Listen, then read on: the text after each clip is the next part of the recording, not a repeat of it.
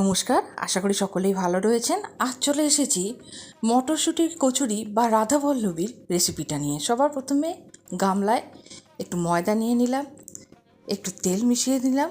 এবার ময়দা আর তেলটাকে ভালো করে একসাথে মিশিয়ে নিচ্ছি। এরপর একটু জল দিয়ে দিলাম সেই ময়দাটারই মধ্যে। এবার ভালো করে একটা ডো বানানো পর্যন্ত ময়দাটাকে মাখতেই থাকবো। অল্প অল্প করে জল দেব যাতে একেবারে সুন্দর একটি ডো তৈরি করা পসিবল হয়। এবার কিছুক্ষণ এটাকে ভালো করে ঢেসতে হবে, তাহলে রাধাবল্লভীগুলো বেশ নরম তুলতুলে হবে।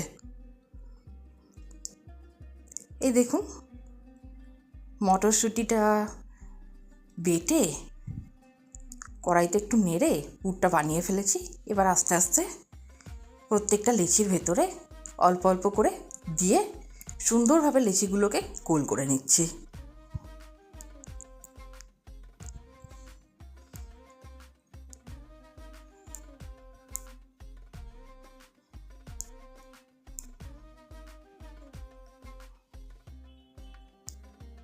এইভাবে সবকটি লেচির ভেতরেই পুর দিয়ে সুন্দরভাবে মুখটি বন্ধ করে গোল করে রেডি করে রাখছি, যাতে বেলার সময় তাড়াতাড়ি বেলা সম্ভব হয়।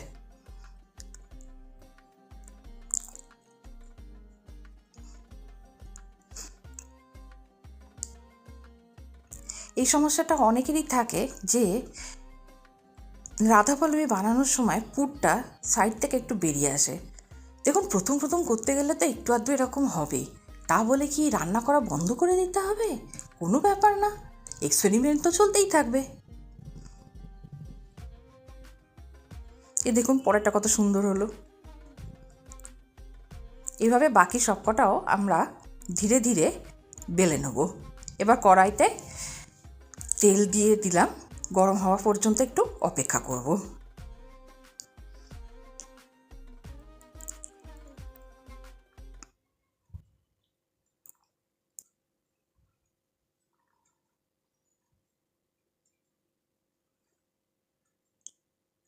তেলটা গরম হয়েছে কি না একটু বুঝে নেওয়ার চেষ্টা করব। তারপর একটা একটা করে রাধাবল্লভী ছেড়ে সেগুলো ধীরে ধীরে ভেজে নেব।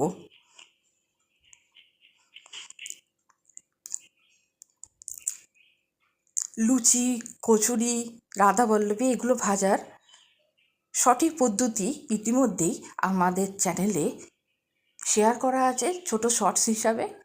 অবশ্যই দরকার হলে গিয়ে দেখে নেবেন।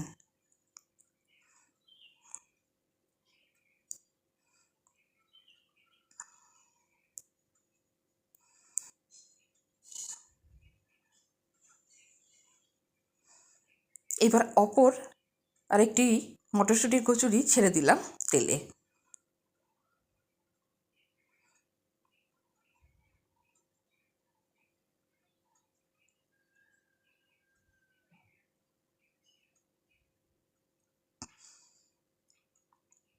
অল্প অল্প করে গায়ে তেল ছিটিয়ে ছিটিয়ে কচুরিটি যাতে সঠিকভাবে ভাজা সম্ভব হয় সেই চেষ্টাই সবসময় করে থাকি।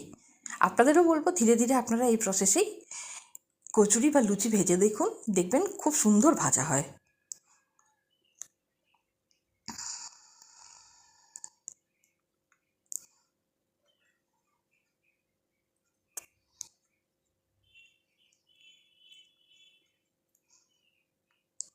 এই দেখুন, আমাদের সকল রাধাবল্লভী বা মটরশুঁটির কচুরি ভাজা সম্পন্ন হয়েছে। এবার রেডি খাওয়ার জন্য। এবার সবাই মিলে বসে পড়ব। শীতকালে সকালে এর থেকে আদর্শ জলখাবার আর কিছু হতেই পারে না। কি বলেন বন্ধুরা? আজকে ভিডিওটি কেমন লাগলো অবশ্যই জানাবেন। পাশে থাকবেন, চ্যানেল সাবস্ক্রাইব করবেন। ধন্যবাদ, নমস্কার।